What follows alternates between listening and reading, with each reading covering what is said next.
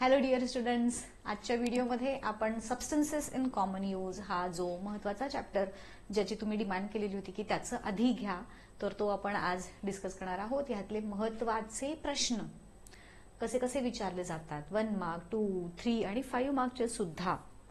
कोणता पार्ट जास्त महत्त्वाचा आहे, कोणता कमी महत्त्वाचा आहे, असं सगळंच डिस्कस करणार आहोत.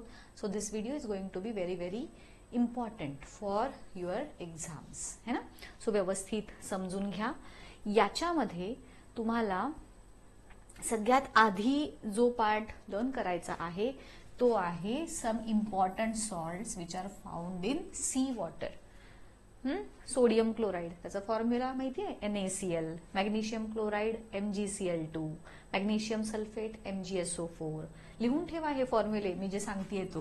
ह्याचा NaCl हे काही विचारत नाही, पण तरी MgCl2 हे माहित असू देत, MgSO4, त्यानंतर KCl, CaCO3 आणि MgBr हे सगळे इम्पॉर्टंट सॉल्ट्स आहेत.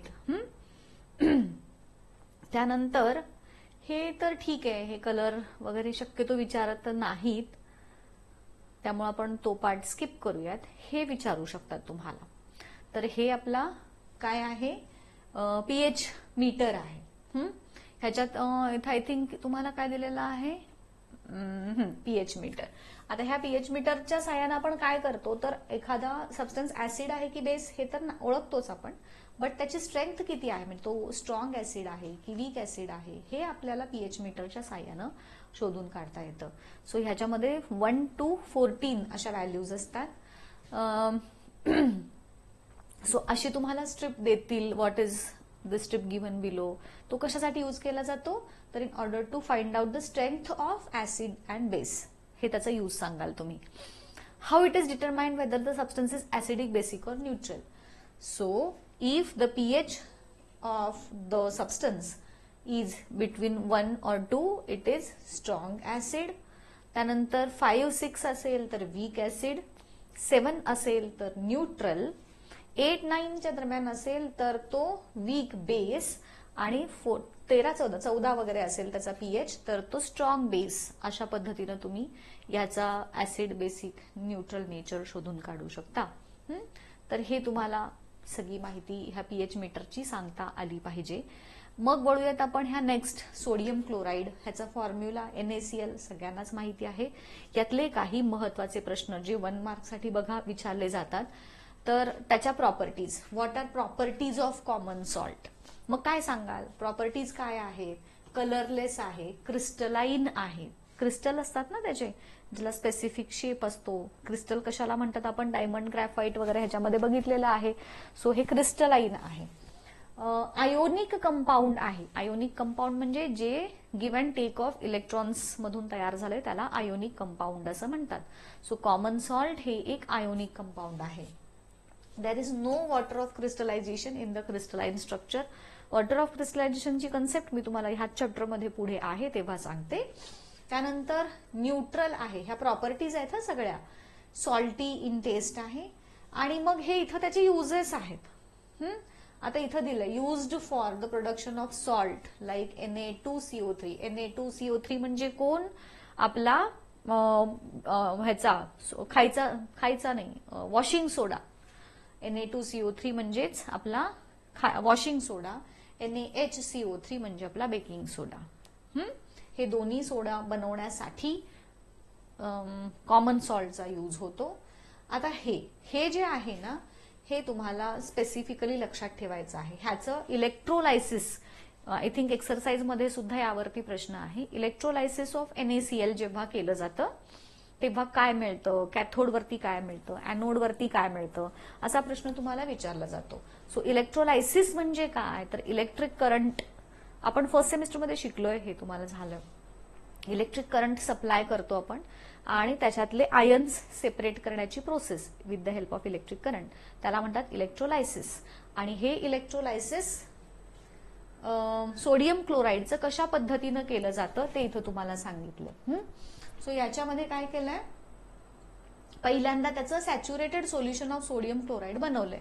आता सॅच्युरेटेड सोल्युशन अगेन कशाला म्हणायचं, मिठाचं पाणी साध्या भाषेत, सायंटिफिक लँग्वेजमध्ये त्याला saturated solution of sodium chloride, त्याला ब्राईन असं म्हटलंय, आणि आपल्या कॉमन भाषेमध्ये त्याला मिठाचं पाणी म्हणणार. आता ते कसं बनवलंय त्याचं एक प्रमाण दिलंय. हे मिठाचं पाणीच आहे, पण ते बनवलंय कसं इथं दिलंय त्याचं बघा, की 25% ॲक्वियस सोल्युशन, त्याला म्हटलं आपण सॅच्युरेटेड ब्राईन. मग 25% म्हणजे कसं, तर 100 ml पाणी घेतलंय, त्याच्यामध्ये 25 ग्रॅम समजा मीठ टाकलं, तर ते जे बनलं ते ब्राईन. हा, त्याला सॅच्युरेटेड ब्राईन असं म्हटलंय. म्हणजेच मिठाचं पाणी, त्या मिठाच्या पाण्यामधून जेव्हा तुम्ही इलेक्ट्रिक करंट पास कराल तेव्हा काय होतंय, इलेक्ट्रोलायसिस होणार, त्यातलं Na सेपरेट होणार, हायड्रोजन गॅस सेपरेट होणार असं. सो ह्याच्यात बघा रिॲक्शन काय झाली इथे. आता हा प्रश्न तुम्हाला बरेचदा 1 मार्क्ससाठी विचारला जातो, की कॅथोड वर कोणता गॅस रिलीज होतो आणि ॲनोड वरती कोणता गॅस रिलीज होतो. So hydrogen gas is released at the cathode आणि chlorine gas is released at the, हा इथे दिलेलंच आहे, while chlorine gas is released at the anode. मग हे कसं लक्षात ठेवायचं पाठ न करता, तर तुम्हाला सगळ्यांना माहिती आहेत ना, 2 प्रकारचे आयन्स असतात. एक असतात कॅटायन्स, हा लिहून घ्या पार्ट, हा तुम्हाला ना बेसिक्स साठी महत्वाचा आहे.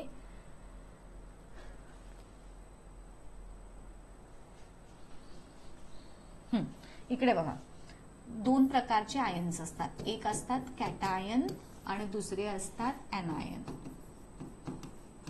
कॅटायन हे पॉझिटिव्ह असतात, मी नुसतं चिन्ह लिहिते, आणि एनायन असतात ते निगेटिव्ह असतात. ठीक आहे. कॅटायन आणि अजून 2 असतात, एक इलेक्ट्रोड असतात. हा, हे झाले आयन्स 2 प्रकारचे, आणि इलेक्ट्रोड 2 प्रकारचे असतात.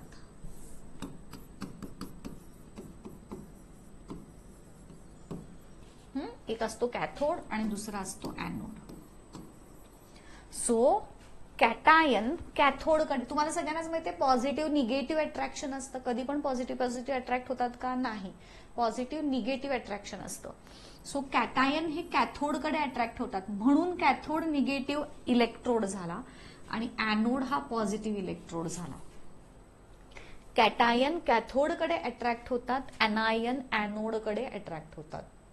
लक्षात राहील. मग त्यातलं तुम्ही फक्त एवढंच लक्षात ठेवा की कॅटायन म्हणजे पॉझिटिव्ह, मग कॅटायन कॅथोडकडे जातात म्हणून कॅथोड निगेटिव्ह, म्हणून ॲनोड पॉझिटिव्ह आणि म्हणून एनायन निगेटिव्ह, असं तुमच्या आपोआप लक्षात राहील. सो लक्षात ठेवताना तुम्ही फक्त कॅटायन पॉझिटिव्ह असतात एवढं लक्षात ठेवा. राहील का सगळ्यांच्या लक्षात? मग आता त्याच्यावरून हे लक्षात येईल बघा तुम्हाला. आता हे मी का सांगितलं सांगते. आता त्याचा संदर्भ इथं लक्षात ठेवा. आपण हायड्रोजन वरती पॉझिटिव्ह चार्ज असतो, बरोबर, मग तो कुणाकडे जाणार, निगेटिव्ह इलेक्ट्रोड म्हणजेच कॅथोडकडे. क्लोरीन वरती निगेटिव्ह चार्ज असतो म्हणून तो पॉझिटिव्ह इलेक्ट्रोडकडे ॲनोडकडे जाणार. मग आता हे एकदा कॅटायन कॅथोड एनायन ॲनोड लक्षात आलं की तुम्हाला हे पाठ करायची गरजच नाही, हो की नाही. सो यासाठी मी हे सांगितलं. ऑल्सो तुम्हाला हे रिॲक्शन लक्षात ठेवायची आहे. ही रिॲक्शन तुम्हाला सेपरेटली 1 मार्कच्या प्रश्नामध्ये विचारली जाते. ही एक पद्धत झाली, NaCl चे इलेक्ट्रोलायसिस करायची ही एक पद्धत झाली. एक्सरसाइज मध्ये हा प्रश्न तुम्हाला आहे. दुसरी पद्धत ही आहे. दुसऱ्या पद्धतीमध्ये त्याला काय केलंय, डायरेक्ट हीट केले. मीठ आहे त्या मिठाला डायरेक्ट हीट द्यायची आहे. हीट दिल्यानंतर ते वितळणार. वितळल्यानंतरची जी अवस्था आहे त्याला फ्युज्ड स्टेट म्हणतात. फ्युज्ड स्टेट म्हणजे वितळलेलं मीठ. आणि मग त्याच्यातून जेव्हा नुसतंच फ्युज्ड सॉल्टचं इलेक्ट्रोलायसिस केलंय, मीठ नुसतं तुम्ही घेतलं आणि त्याच्यातून इलेक्ट्रिक करंट पास केला तर इलेक्ट्रिक करंट पास होत नाही. मीठ हा फक्त सोल्युशन स्टेटमध्ये म्हणजे ब्राईन जे बघितलं आपण त्या स्टेटमध्ये आणि ह्या फ्युज्ड स्टेटमध्ये 2 स्टेटमध्ये इलेक्ट्रिक करंट पास करतो.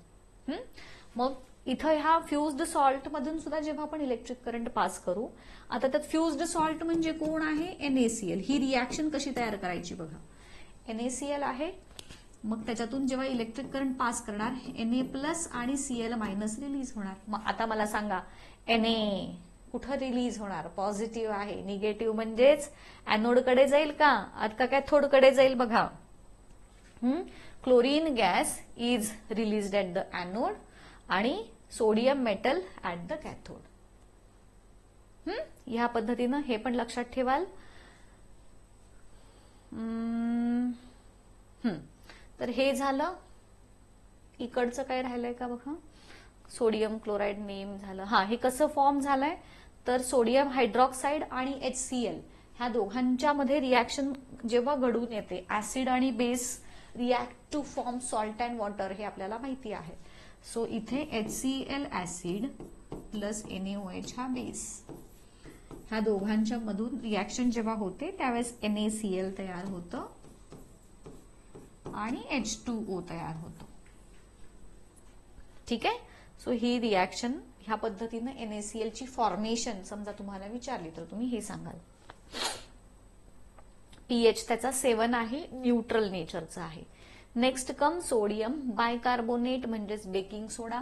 हे तुम्हाला 1 मार्कांच्या प्रश्नामध्ये बरेचदा विचारलं जातं, कारण मुलांचं जनरली ना बेकिंग सोडा आणि वॉशिंग सोडा ह्यांचे फॉर्म्युले लिहिताना गोंधळ होतो. त्यामुळं बेकिंग सोडाचा फॉर्म्युला NaHCO3 आहे, हे लक्षात ठेवायचं. बेकिंग सोडा भजी आणि हे बनवण्यासाठी का वापरतात असा देखील प्रश्न विचारला जातो. इथं दिलेला आहे बघा त्याचं, की जेव्हा तो मिक्स करतो आपण ह्याच्यामध्ये, तर पाण्यामध्ये मिक्स केल्यानंतर CO2 गॅस रिलीज होतो आणि त्या CO2 गॅसचं रिलीज झाल्यामुळं तो जे बबल्स फॉर्म होतात आणि त्याच्यामुळे हे ढोकळा वगैरे स्पॉन्जी होतो आणि म्हणून हा बेकिंग सोडा वापरला जातो टू मेक ढोकळा वगैरे, असा तुम्हाला प्रश्न विचारला जाऊ शकतो. हे झालं. त्यानंतर व्हाईट आहे नॉन क्रिस्टलाइन पावडर, हे त्याचं प्रॉपर्टीज मध्ये तुम्ही लिहू शकता. केमिकल नेम आहे सोडियम हायड्रोजन कार्बोनेट और सोडियम बायकार्बोनेट आणि मोलिक्युलर फॉर्म्युला. हे सगळं मी इथं जे जे आता अंडरलाईन केलेलं आहे ना, हे सगळं तुम्हाला सेपरेटली 1 मार्कच्या क्वेश्चन्स साठी लक्षात ठेवायचं आहे. त्यानंतर it is basic in nature. मगाचा जो आपलं मीठ होतं ते न्यूट्रल इन नेचर होतं, हा बेसिक नेचरचा आहे. त्यानंतर अँटासिड वर्णनासाठी किंवा आपल्या पोटातली ऍसिडिटी कमी करण्यासाठी याचा उपयोग होतो. CO2 फायर एक्सटिंग्विशर जो आहे तो बनवण्यासाठी त्याचा उपयोग होतो.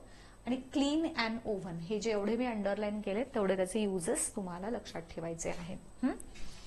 त्यानंतर ब्लिचिंग पावडर, अगेन ह्याच्यातले पण मी काही वर्ड्स जेवढे आहेत गरजेचे तेवढे अंडरलाईन करून ठेवते.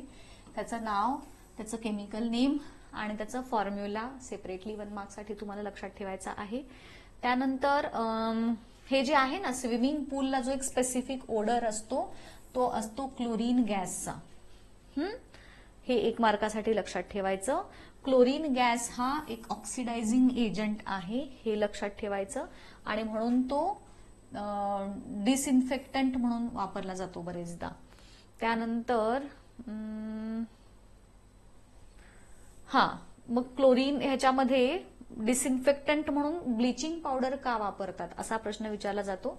सो पहिल्यांदा हे सांगायचं की ब्लिचिंग एजंट आहे, डिसइन्फेक्टंट वगैरे आहे आणि it is very inconvenient to handle chlorine gas in the form of gaseous state. Chlorine gas तुम्ही नेऊ शकत नाही ना, सो म्हणून सॉलिड ब्लिचिंग पावडर आपण यूज केलेली आहे, की जी रिॲक्शन जेव्हा त्याची होते त्याचं डिकम्पोजिशन होतं, कार्बन डायऑक्साईड आणि हे तयार होतात क्लोरीन गॅस, आणि ही रिॲक्शन महत्वाची आहे.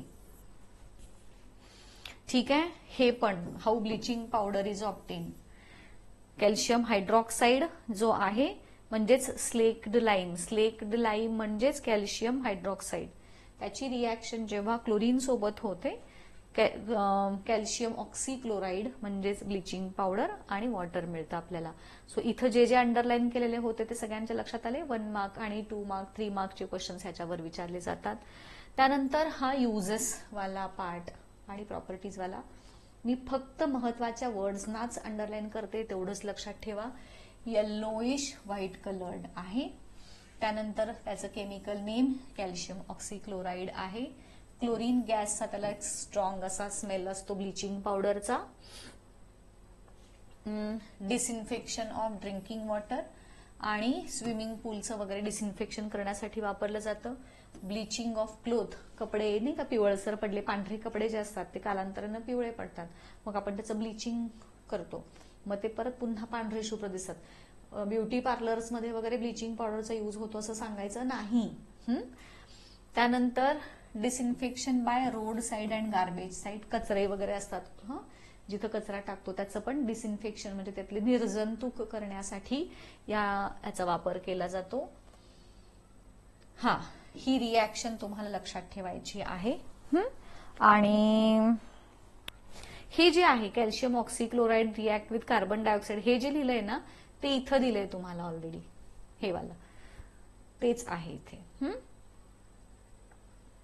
देन कम्स वॉशिंग सोडा. अगेन ह्याच्यामधले सुद्धा महत्वाचे पॉइंट्स मी अंडरलाईन करून ठेवते. Na2CO3.H2O हा वॉशिंग सोडाचा फॉर्म्युला आहे. त्यानंतर वॉशिंग सोडा बरेचदा बोरचं जे काय म्हणतात हार्ड वॉटर जे असतं त्याच्या सॉफ्टनिंगसाठी वापरतात. का वापरतात असा तुम्हाला प्रश्न विचारला जातो.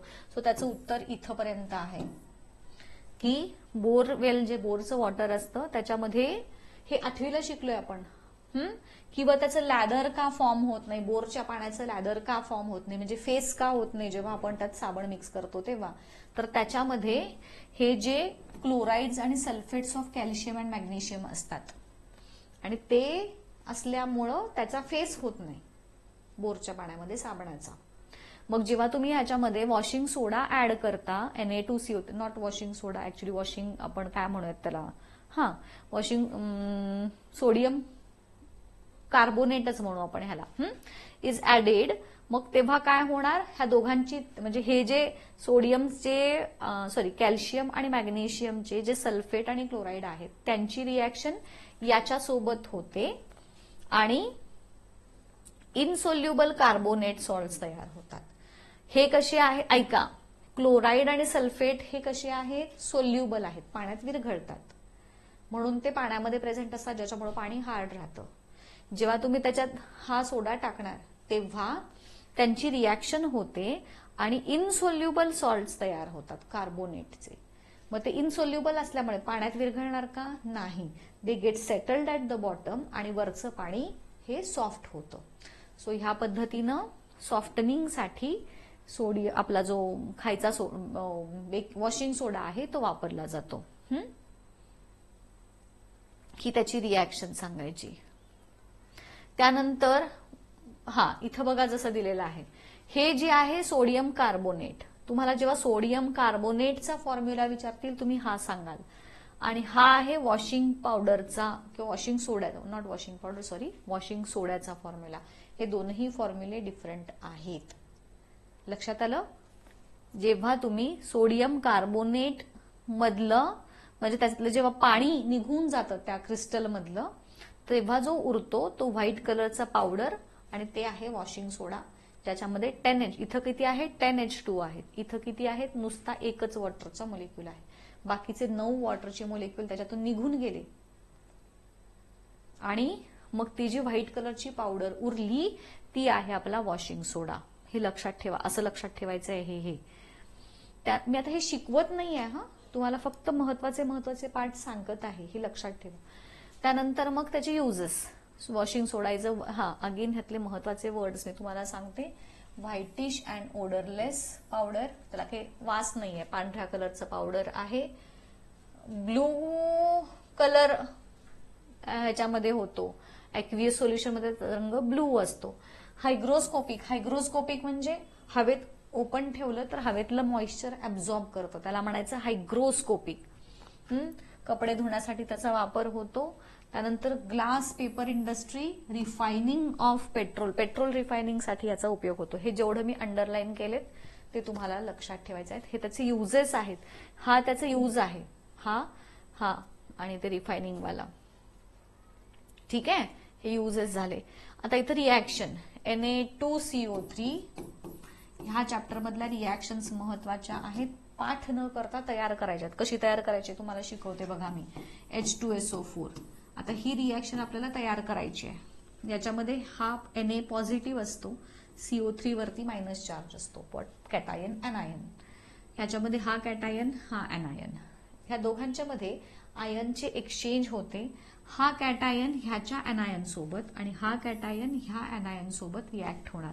मग काय तयार होईल सांगा बघा. हा Na2SO4 तयार होईल प्लस H2CO3 तयार होईल. लक्षात आलं. सो अशी रिॲक्शन तयार करायची आहे, ही महत्वाची आहे, विचारली जाते. आता हे क्रिस्टलाइन सॉल्ट. आता इथं दिलंय बघा, हे water of crystallization. Water of crystallization actually तुमचं आधीच्या चॅप्टर्समध्ये झालेलं आहे. थोडंफार सांगते त्याच्यात तुम्हाला रिकॉल करण्यासाठी.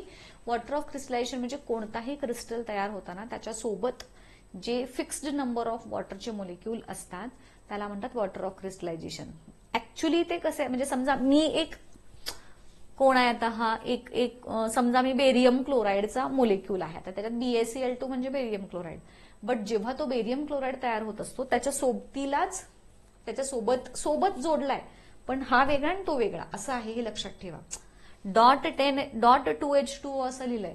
ते .2H2O म्हणजे काय, तर बेरियम क्लोराईड वेगळा आहे, वॉटर मोलिक्यूल वेगळा आहे, पण ते दोघं अटॅच्ड आहेत असा त्याचा अर्थ आहे. कोणतंही क्रिस्टल तयार होताना त्याच्यासोबत जे fixed number of water molecules attach असतात त्याला म्हणतात वॉटर ऑफ क्रिस्टलायझेशन. हे जे आहेत हे सगळ्यांचे फॉर्म्युले तुम्हाला तोंडपाठ करायचे आहेत. 1 मार्काच्या प्रश्नामध्ये किंवा 5 मार्काला 5 सुद्धा विचारले जातात. त्यानंतर इथं बघा, हे ॲलमचा यूज आहे. तुरटी, ॲलम म्हणजे आपली तुरटी. वॉटर प्युरिफिकेशन मध्ये पाणी निर्जंतुक करण्यासाठी वापरलं जातात.